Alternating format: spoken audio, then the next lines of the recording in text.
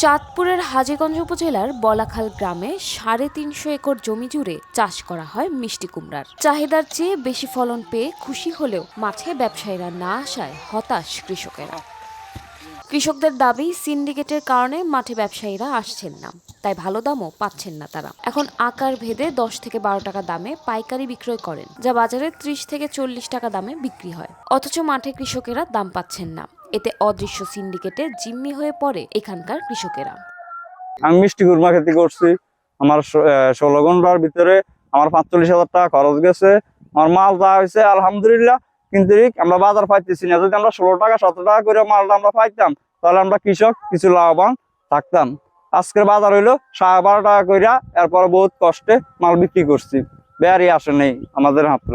আমি মিষ্টি কুমড়া খেতে করছি ৩ কানি খেতে করছি। আমার এখানে মনে করেন যাই আমাদের মাল হয়েছে, মনে করেন আমরা পয়সা পাই না। আমাদের মনে করেন এখানে একটা সিন্ডিকেট কাজ করে। আমাদের থেকে মনে করেন ওরা মনে করেন ব্যাপারী নামতে দেয় না, মাঠে ১২ টাকা কেজি কিনে নিয়ে তারা উপরে মনে করেন ব্যাপারীর কাছে আবার ১৫ টাকা বিক্রি করে। ব্যাপারীরা আড়তে নিয়ে ২৫ টাকায় বিক্রি করে, কিন্তু আমাদের মনে করেন কৃষকেরা পয়সা পাইতেছে না। কৃষি বিভাগের তথ্য মতে জেলার মধ্যে সবচেয়ে বেশি মিষ্টি কুমড়ার চাষ হয় হাজীগঞ্জের ডাকাতিয়া নদী এলাকার পলিমাটি ঘেরা বলাখাল ও শ্রীনারায়ণপুর ও অলিপুর গ্রামে।